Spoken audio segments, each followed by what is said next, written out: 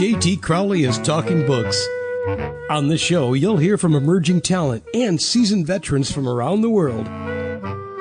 They'll give you their take on the writing process and how to create the secret sauce of page-turning deliciousness. Let's get into that magical mixture of the art and science of creativity. Here's J.T. Crowley, author of The Smart Kids, and your podcast host. Hello, I'm J.T. Crowley, and I'm delighted to have on my show today for the first time Scott Roux from Boulder City in Nevada and in the United States. And he also, he splits his time between Boulder City in Nevada and Tico in Wisconsin. I hope I've got that right, everybody.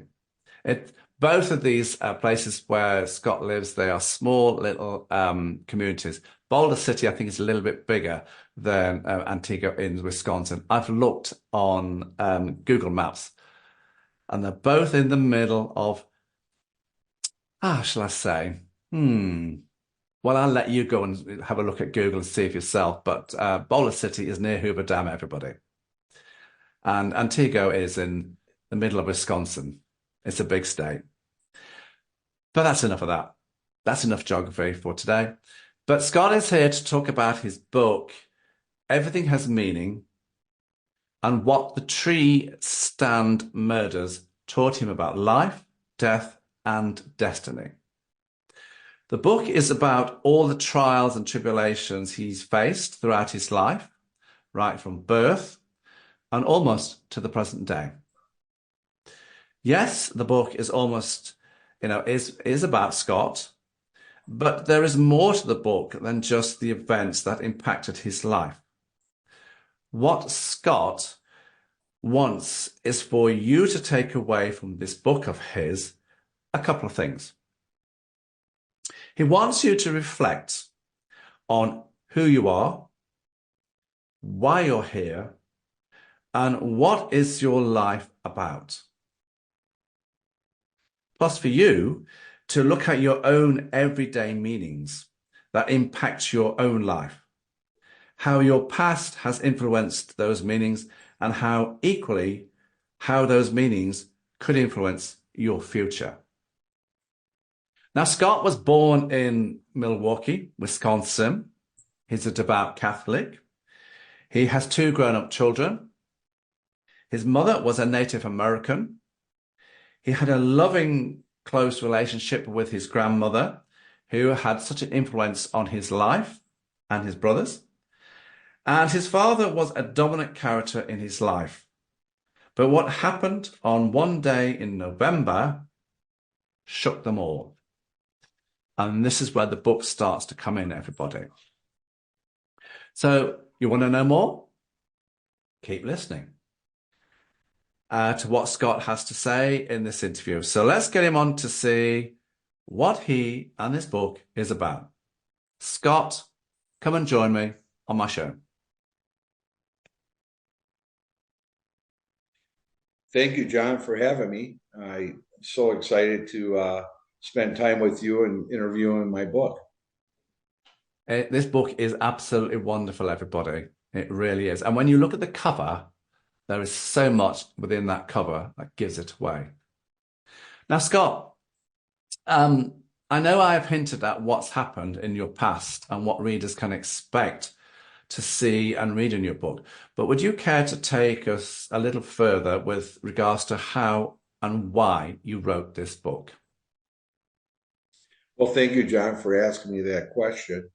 I had something pulling me over the years. And in my time, I had to sit down and think about it and be aware of things on Earth and everything else. And why was this a purpose to write this book? But how I wrote this book was during COVID, when the tragedy happened over the world. And the story was pulling me in my heart and soul. And so I went to Grand Canyon, with my daughter from college. And it was really a unique day. It was a beautiful day. And when we went to Eagles Point, 2 eagles came to me and my daughter And I recall to Caitlin said, Caitlin, I'm writing a book. And she said, well, Dad, okay. She was smiling at me, and, she knew I had a lot of obstacles in my life. And that's how I started, because the heart and my spirit was pulling me so hard. When people have that in their hearts, they should never stop. They should always go forward to do it. That's my message to people. So that's how I felt while writing this book. And I wanted to share my story to help others. Now, Scott, let's open the book. Okay. Now, we're not going to go in every single chapter, everybody, because that's not the purpose of this interview. The purpose of the interview is to give you a flavour of what the book's about. If you really want to know what the book's about, then you can go to his webpage and have a look, or alternatively, quite simply, go and buy it. I can't be fairer than that. So before we came on, Scott and I have spent several weeks chatting back and forth on Zoom and email, and we have chosen some chapters that we think best highlights the assets of this book, which I have to say I was totally engrossed with. I've been gripped by this book. It is just fascinating, everybody. The stories. Now, the chapters are very short, but they are succinct. So they're tantalizing, they're tense, they're well written. And as Scott takes you on his journey of his life, it is just gripping. I can't say more than that.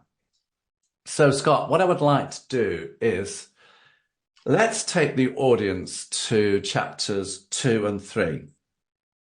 Now, in chapter 2, under the title December the 21st, 2006, Pittsburgh, Pennsylvania, you talk about your father's actions on November the 21st, 2004, which had an enormous impact on you. So could you tell us what happened in that chapter? But before you answer here, I would like to also incorporate chapter 3, which you titled September the 13th, 1961, Deaconess Hospital, Milwaukee, Wisconsin, which is you talking about the events surrounding your own birth and the experience around that birth. So what are these two chapters 2 and 3 in your book, Scott, about, and why are they there? What is the significance to you? Okay, thank you, John. On the chapter 2 was on December 21st, 2006, as you mentioned. There is a Carnegie Medal for heroism over the world, and they only give that out to certain people every year. And it's funded to heroism for Mr. Carnegie. And my father received that on December 21st, 2006. And that was really an important day for me, because they show a recognition to him how his bravery was during the Rampage shooting. It was something that I do miss for what his actions were, but it was also how he was stressed and so forth, that he was not able to concentrate anymore after that tragic event. So when I received that information, the news contacted me, the newspapers and local news in 2 states contacted me about my father receiving the heroism. And I wanted to put this in my book, but an eagle approached to me as soon as I got my first call. And I was just something that was a message sent to me that a good thing is coming your way, Scott. And it sure was. It was. I mean, I explained how my father was the hero, but he did the right thing to help others, and just to take the tragedy from family and friends, and just to take a step forward and never thought about himself. That's how I looked on chapter 2, John, and how they all received the Carnegie Medal for heroism. It's a very, very powerful chapter, everybody. But chapter 3 for me Scott, is just as equally important because this is the events that surround your own birth at Mhm. the hospital in Milwaukee. Care to Mhm. tell us? Yes, I was born on September 13th, 1961, at Deaconess Hospital. It's a Catholic hospital. Well, this is the story which I received from my father, my original mom, that had me. She was a very young person. Um, I would say very young, and so there was an issue there during her pregnancy that I was told by her that we were in the hospital for almost 4 days. Then they had to do some major surgery for my mother and me to survive. However, the news was, what I was informed by her, that a priest came to give my ma her last rites and me on the third day. So that's what I was informed by my mother, and she said it was a complicated, uh, birth, and so that's where I was thinking about. I'm here today to talk about it. Some people don't realize how life is so precious and the miracles that do happen. And that's one of the things that I wanted to put in my book, that I didn't never realized that I had that opportunity to be alive today. So I think the priest gave me a good prayer and said, "No, you're going to stay here, and you got something to finish on earth." So I'm smiling with it. I did put a little bit of a smile into the chapter about that. You did. And he obviously must have thought, the good Lord must have thought, he's got a book to write in his 60s, so we need to make sure, he arrives safely on the planet. Yeah, that's right, John. I'm glad you're smiling. Absolutely. Now, Scott, let's move to chapters 7 and 8. As I said, all we're giving you, everybody, is just a tantalizing tease as to what this book is about.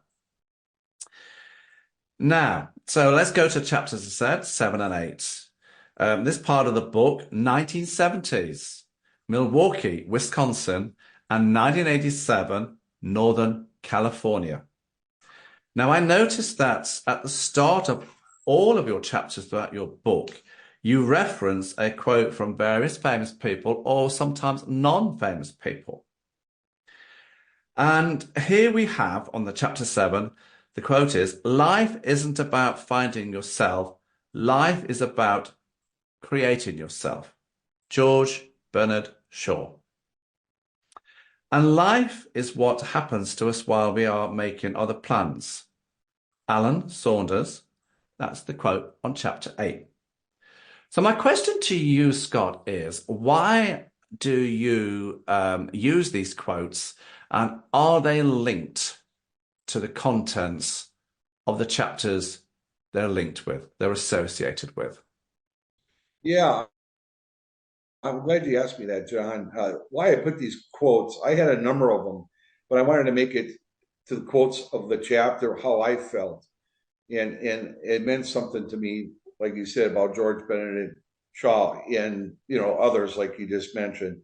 Uh, they have a lot of wisdom, and if you listen to the words when they bring this up, if you want to look at them, most of them are all great writers, critics, authors. They're like philosophers, and that's how I looked at it, John. I looked at, well, that's how I want to express myself in the book, but it was so hard to write that way. So like I said, I may not have enough wisdom, John, to put that into my words, but their words were just as powerful for me to put that in every chapter. It gives meaning of life and experience, and look at life a different way, because that's how they meant, how they present themselves with these quotes. I understand that. I get that. But I just wanted you to tell the listeners that. Oh, There you I'm go. so glad, John. There you go, everyone. Yeah. So let's have a look, Scott, at chapter 7. Now, you start off by saying, I have come to think life is a combination of many separate journeys that seem disconnected but are not. And you continue with, during the next 20 years, I felt like I was wandering through a big maze. And in chapter 8, you talk about being responsible for 5,000 accounts in San Francisco, Oakland, and Sausalito. Plus, Mhm. you talk about your experiences at Shabbat College and the Mhm. discovering the reason why you had difficulties learning at high school. So, Scott, Mhm. what are you telling the reader here about yourself and how are these events so important to you? They've impacted on you that you put them in this book. Tell us. Okay, well, thank you, John, again for chapter 7. Milwaukee's, Wisconsin in the 70s, the world was changing. The rights were coming. Martin Luther King, assassinated. So Vietnam was still involved yet. It was a world that was turning around, in a positive direction in a way, because it was changing the world. It was showing people's rights and expressing their feelings and their rights. Well, when I was caught up in the 70s, my father uh, and my brother, we moved around a little bit around the area within 10, 20 miles away from grandma and grandpa's house. And I had another troubled life a little bit. I had some disabilities that I wasn't aware of till I went to college.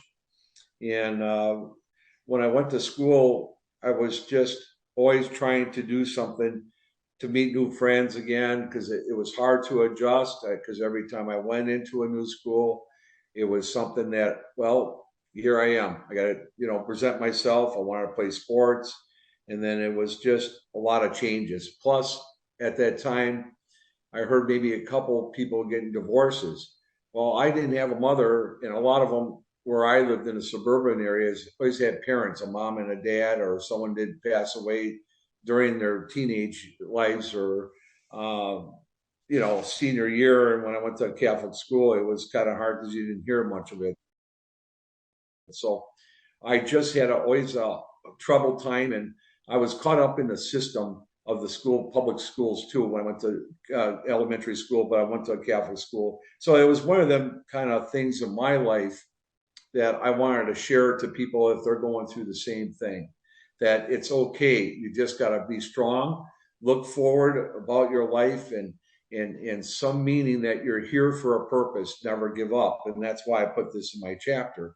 That everyone goes through this. It's how you handle it, and how you can guide yourself. And that's why I put this in my book about helping others, and ones that love you are like angel helpers. That's what I put in my book on chapter 7 and 8. When you read my book, it's like my grandma, for example. I wanted to bring this up to you, John.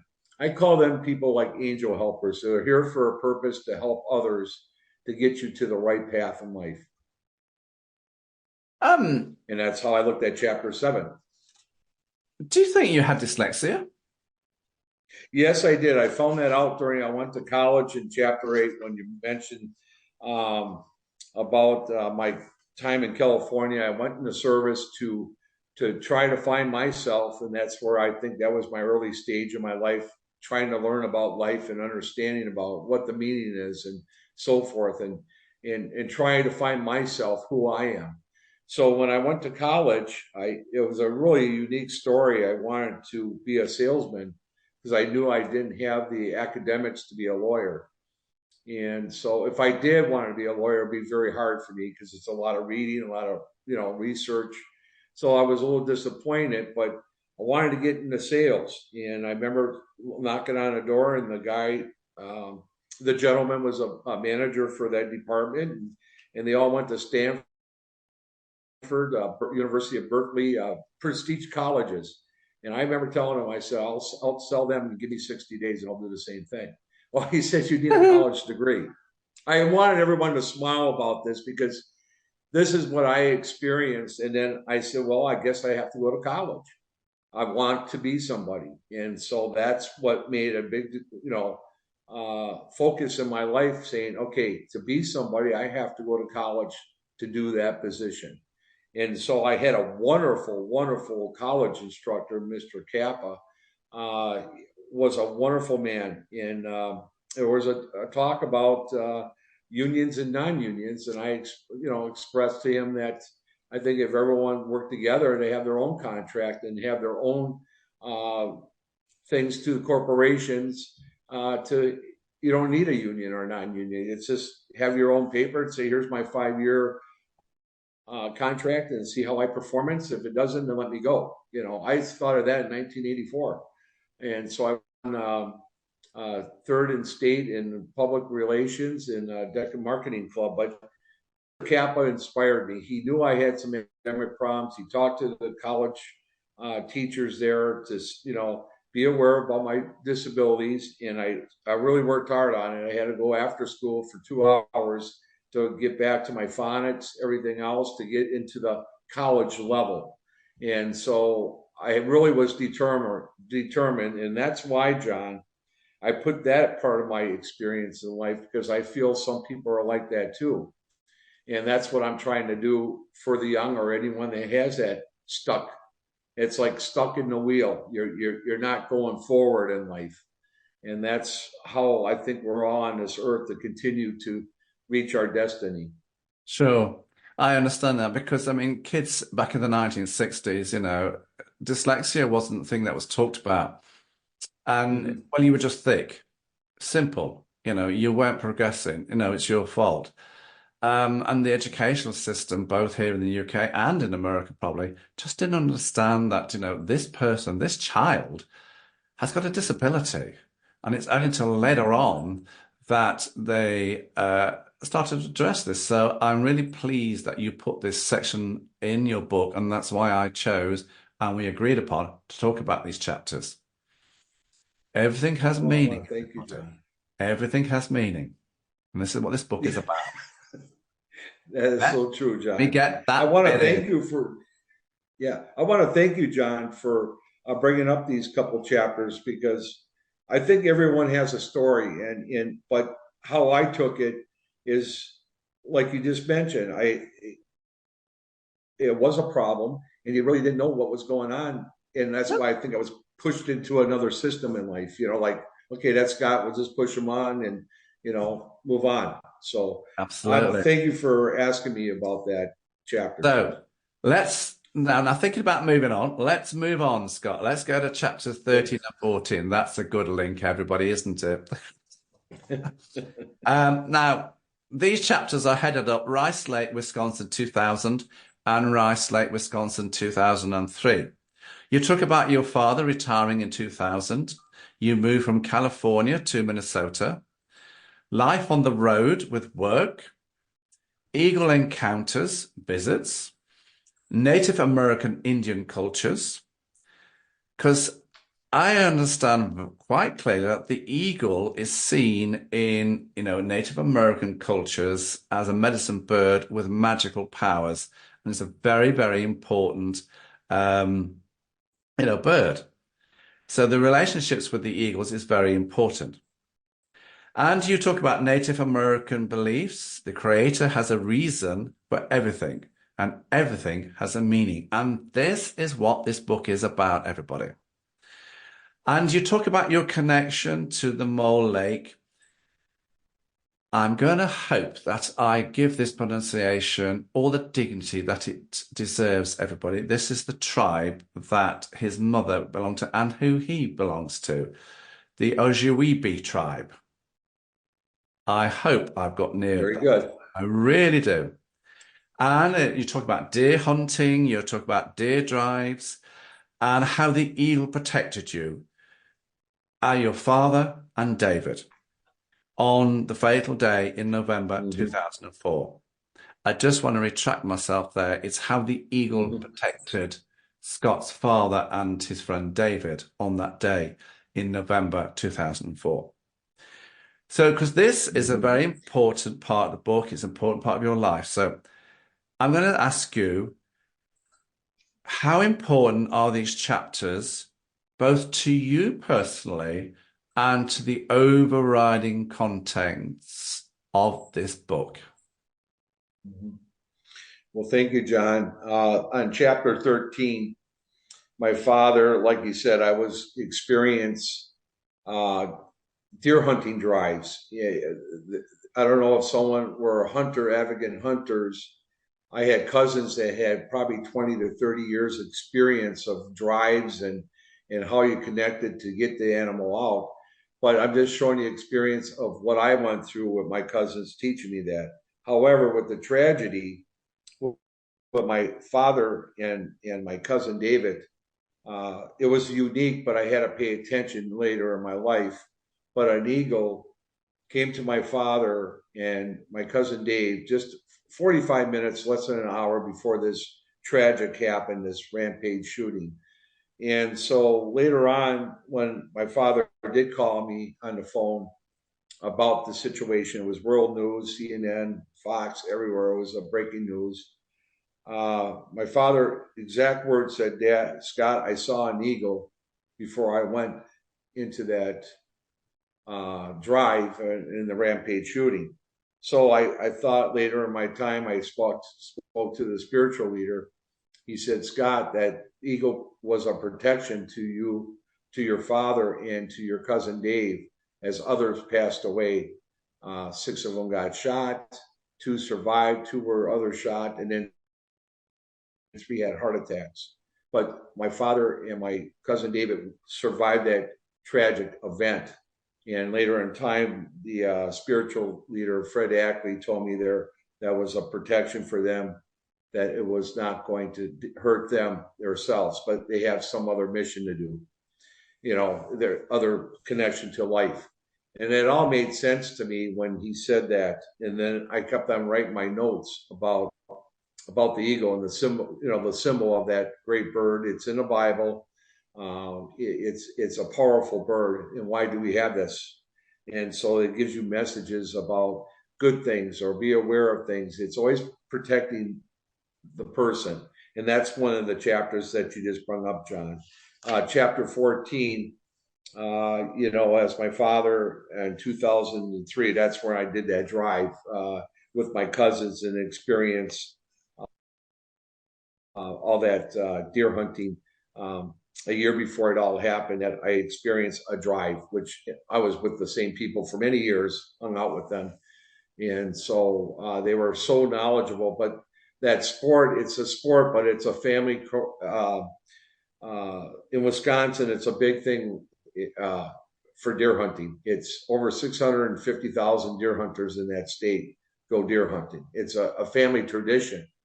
And I didn't realize how powerful deer hunting is to the state of Wisconsin. So when you hear tragedies like this that did happen, it was one of the worst that came to that deer hunting massacre. But I just wanted to explain my experiences about hunting and how they survive and how they take it and they share their animal and take every piece. They were never abusive to the sport. They used it to provide their family for food. And that was just the way how Wisconsin was. It was getting together with a bunch of guys or women or wives, and it's just a fun thing to do. And then they go ahead and provide their food for family. They don't do it just for a sport. They do it for food. And according to my spiritual leader, he told me some things when you go hunting, Scott. You pray for that deer because it's coming back because he's taking your life so you can learn to survive and eat. So you have to pray. That's later on in my lifetime, John, that when my spiritual leader, Fred Ackley, explained to me how to hunt, how to respect the animal, and then, it will show you respect back.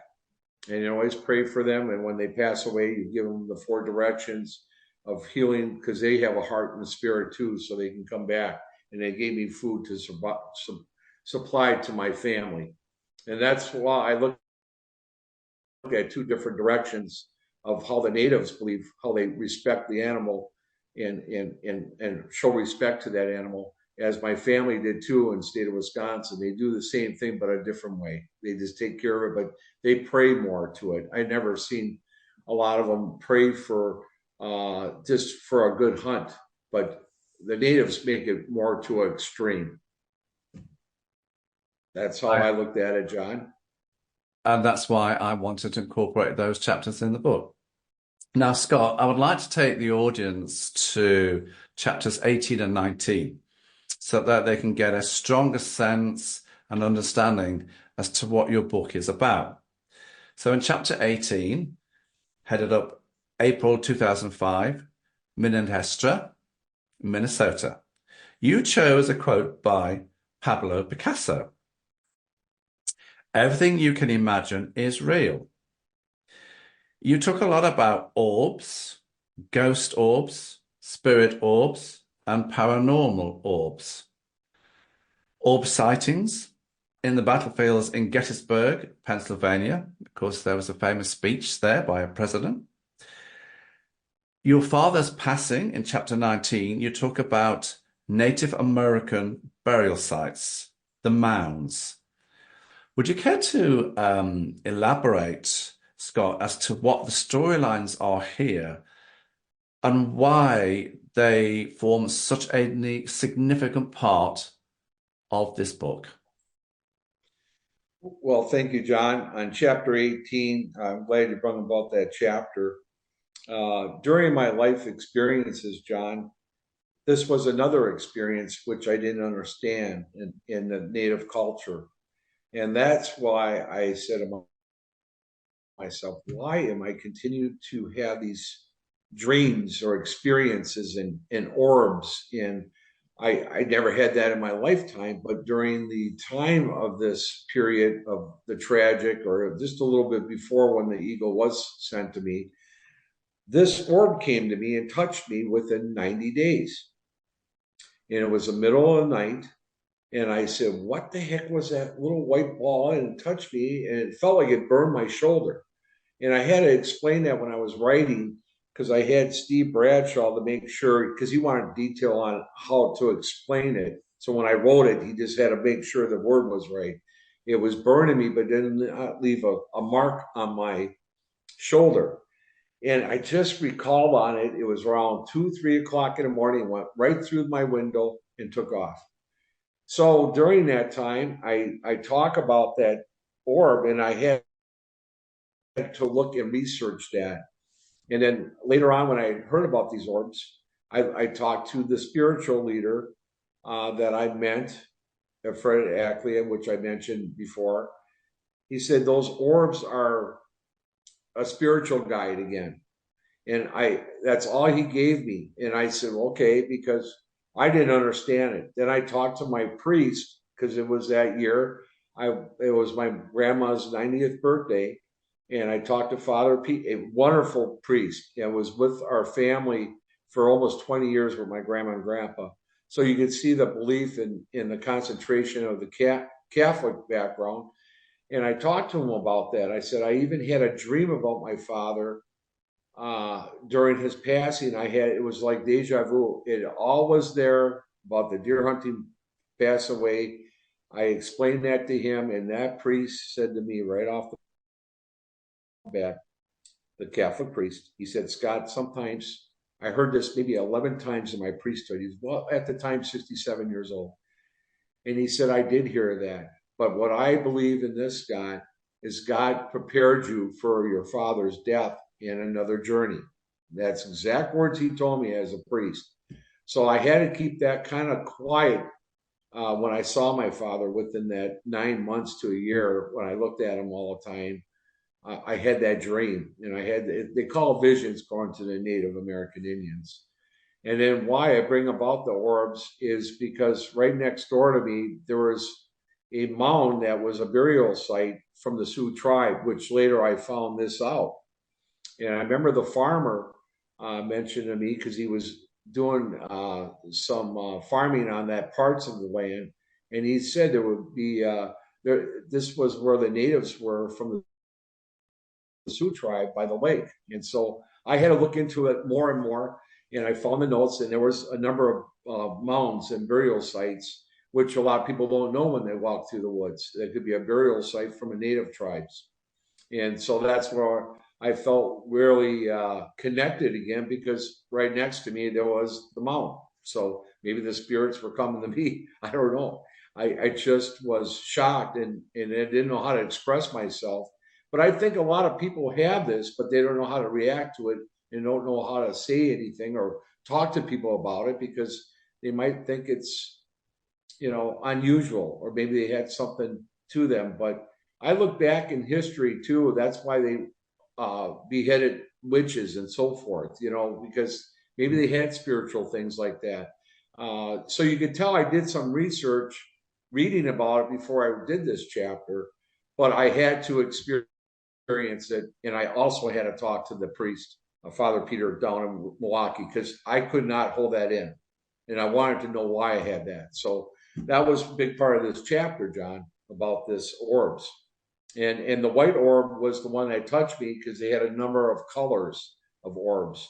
Their dark ones are not good, according to what I was reading in my research.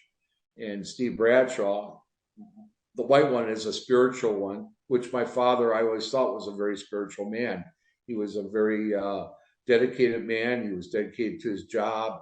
So I knew that was the right orb that I seen. So, because it was a bright little white light. So I just was shocked. I just had to express that in my book.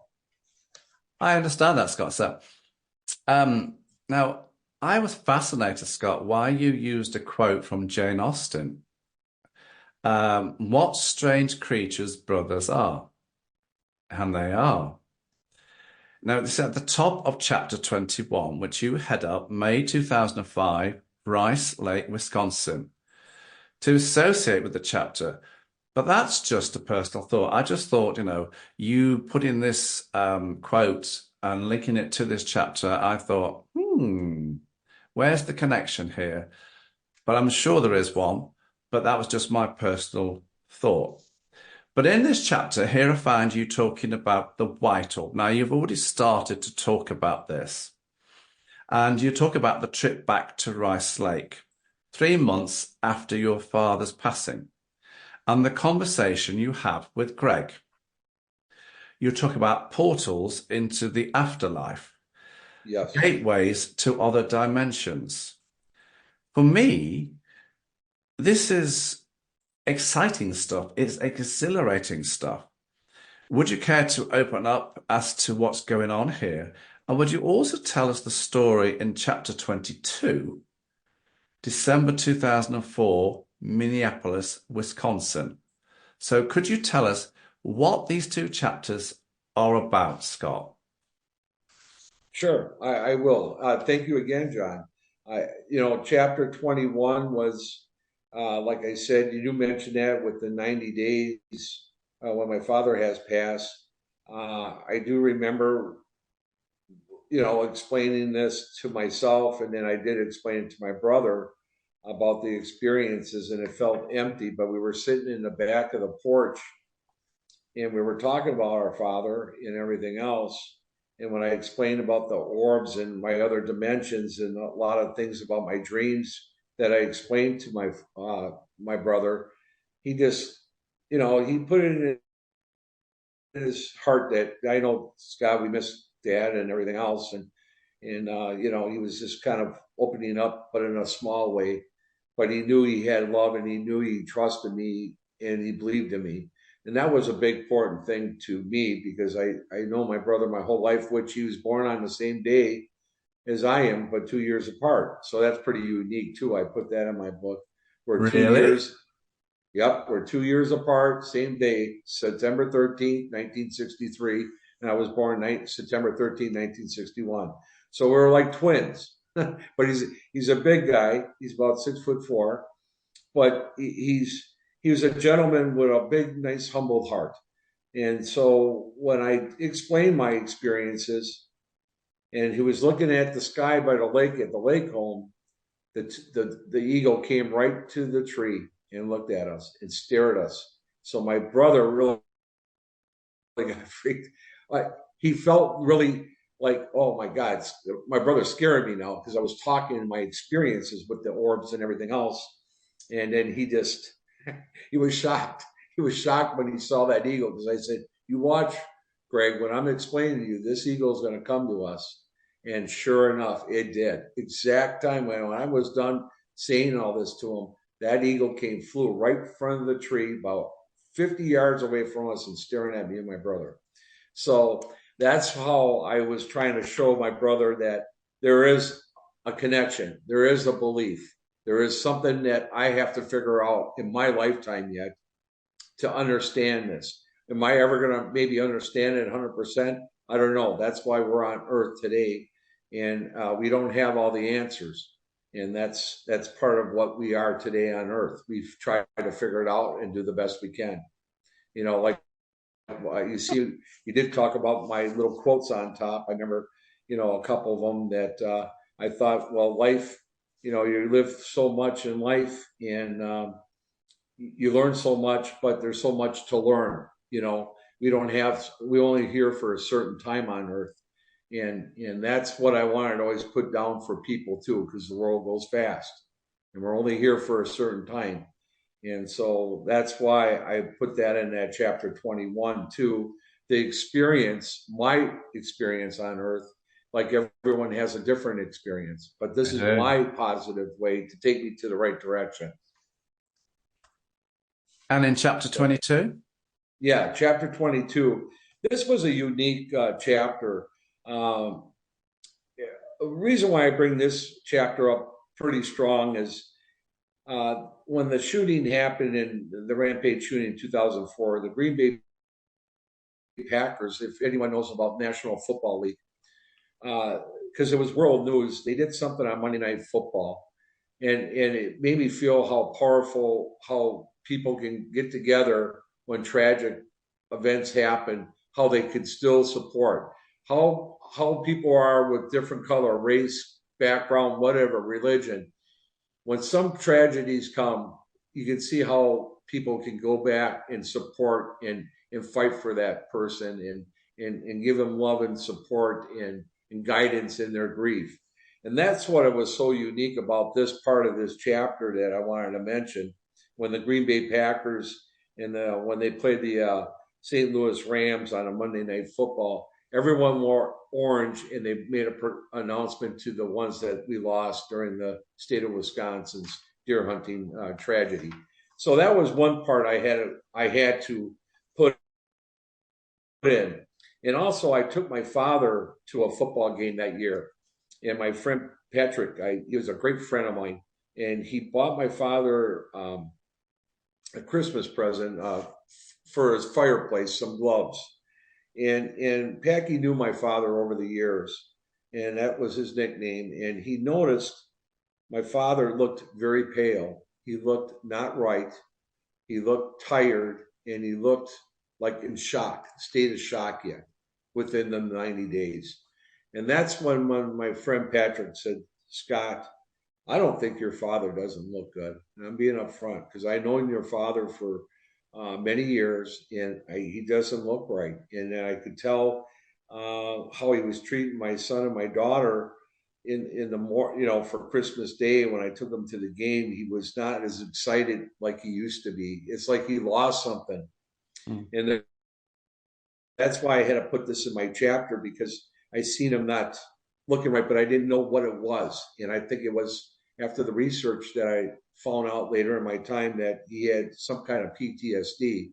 And so when people go through tragic events like war or a flood, or they lost loved ones, it's a shock to the people that they love, and people handle different things differently. And that's where I figured out in time that he had them kind of symptoms of PTSD, because his personality, and later in time, I talked to my stepmother, Francine, that he was not the same. He'd be up all night till 3 a.m, just pacing. So it was not so much in the book, but I just put enough to put it in to make it clean. You know what I mean? I didn't want to go to detail because I'm not a medical doctor. No. Let's go to chapters. I've got to say this. I bet on your birthday, your brother would say, yeah, you're the older of the two of us. Bet he reminds me that all the time. I can just see it. Yeah, that is so true, John. Yeah. That is so true. Now let's go to the last section of the book we want to go to. We're going to go to chapters 28 and 29, everybody. Now, 28, you kickstart with a quote. And it's, while I thought that I was learning how to live, I have been learning how to die. But the one thing that got my attention here was the circle of life, having four primary directions and four spiritual gateways, supported with a diagram. Would you care to explain this diagram and what you're talking about here? Yeah, thank you, John. On chapter 28, this is what I have learned, and it's from Fred Ackley. He gave me a little touch of the wheel, the circle of life. And there's four directions, just like how he explained it to me the first time I talked to him. He said, like, you have spring, summer, winter, and fall. And that's how he explained this to me: north, east, south, and west. Um, he just helped me out to understand it a little easier than what he would explain to others, because it's hard to explain, but it's a wheel of life according to the tribes. And most tribes have this. This is the wheel, the circle of life. And that was a unique chapter I had to put in. And I've been hearing people that did read my book. They were fascinated how the wheel is. But every culture has something like this, John. Every culture has a different way of looking at their life or their symbolism. But according to the natives and our tribe, was talking about the directions of the color, the north, east, south, and west. It's also talks about the direction from the left, from the west and north and east and south. It puts you when you were young to when you get older, and then you go to the circle of life, because it pushes you to put you into that state of the circle of the wheel itself. And so I explained it. I hope I did the best. This was probably one of the hardest subjects I had to put in my book, because it was really had to be explained clearly how I saw it, not according to my spiritual leader, how I saw it when he was telling me about the wheel.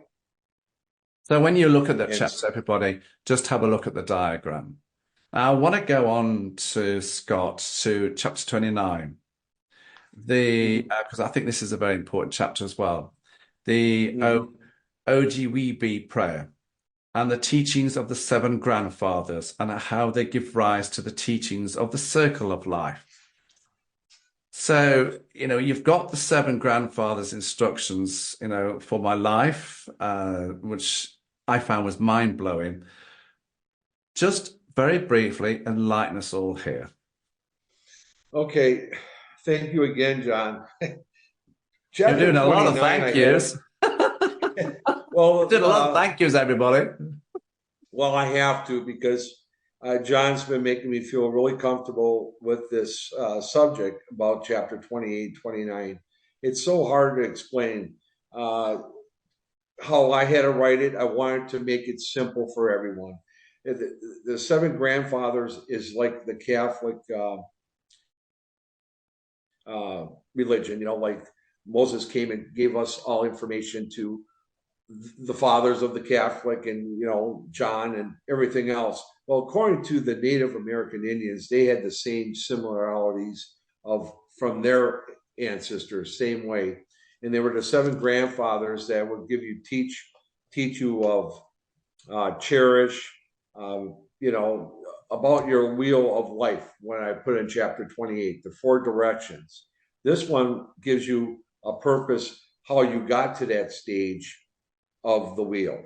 And that's what I put it down, like, for example, according to the seven grandfathers, the wording is really hard to explain because it's all in native language. So I want to just make it clear, like the seven grandfathers, for me, was the Grand Canyon with Kathleen and the Indian Mountains, and my Ryan's Feather and the Chippewa Mother's Earth.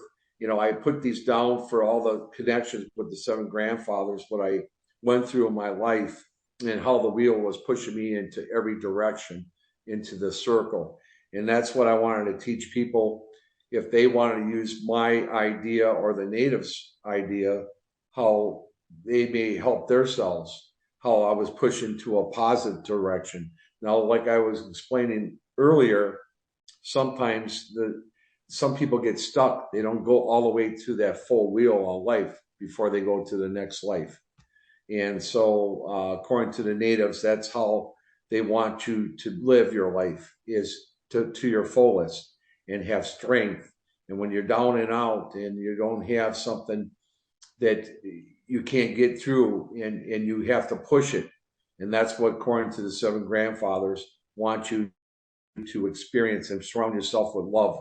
And you'll have all the signs and symbols on earth to direct you to that circle of you or that other person. So they have to use that. My circle of my life was my ego.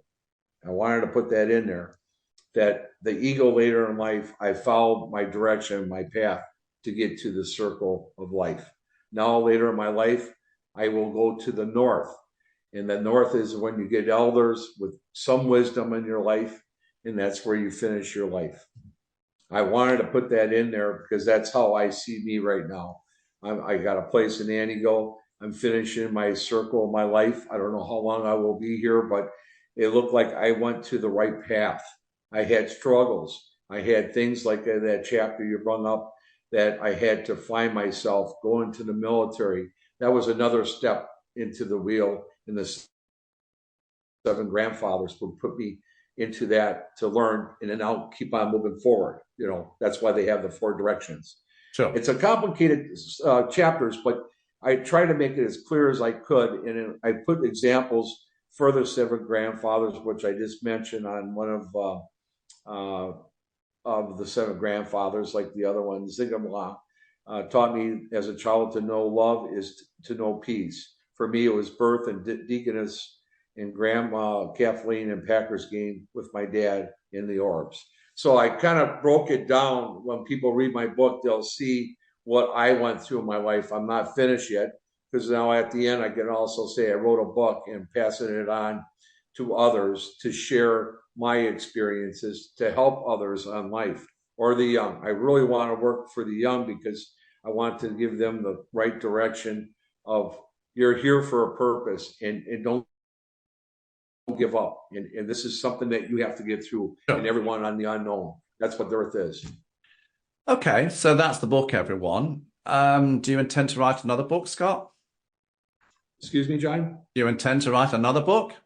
Oh, yeah. Well, John, I'm glad you mentioned that, because I had a couple people that put in some of my Amazon review and some of the letters which I received from the consumers that did buy my book. They want me to write another book. And if I did something like that, I want to know more about my culture, and then the ones experiences that people had shared their experience after they read my book.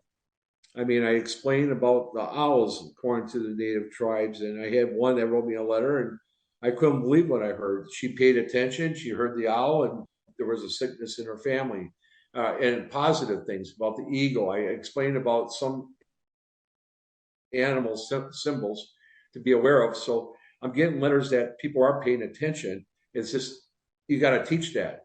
And that's, and it will guide you. That's why God gave these species on earth to find yourself. And it might be your symbol itself, with like mine was the eagle. That was my eagle symbol. And so it all made sense why I wrote this book. And I like to share, well, maybe another book in my lifetime for all the people that did read my book and share their stories, what I listened to them, so maybe I might do something like that, because it's a unique, the letters are touching to me, John, when I receive some of them. And that's how I wrote this book, is I'm making someone paying attention, and I'm sharing my wisdom that I learned in my life to give that to them. Absolutely. So who would you like to read your books? Who would you like to see reading your books? Young, old, everybody? Who's your market? Well, so far I noticed I won a number award. I won my fourth award for this book, and the majority of them are putting it down for inspirational. New Age, angels, spiritual, teenage adults, because I have this book very clean. I don't talk about the rampage shooting as much. I just talk about the connections with the life itself. I talk about Catholic beliefs, and I don't want to put it down no one's throat, but it helped me to guide my journey as a Catholic. And then I was very blessed to have a mother that was part Native to learn their culture to put it all together. So I think I have a bigger audience than just about the natives. I want people to understand that why did I receive this from my mother's side of the heritage and why it worked for me as a Catholic. I mean, so I look at both, and there was a reason for me to have both on Earth, and that's why I want to share that to the audience. So yeah, if you have some trauma in your life, like I had some, I don't want to give everything about my book, but I had some trauma Sure. and my disabilities and so forth. They have to read that, but that's another thing. It's hope, and you're, like I said, you're here on Earth to the unknown, and you want to enjoy it as much as you can. Scott, where can people You, get your book from? oh well, thank you for asking, John. They can send me an email. Everything matters 13 at gmail.com. I can sign it for them, and then they can just send me a check, or they can go to Amazon, Barnes and Noble, or anywhere books are sold. They just have to ask for it to get the book at their local bookstore. So if they ask for Everything Has a Meaning by Scott Roux, they can just ask them at the bookstore, and it will take them maybe 3 to 5 days to get it.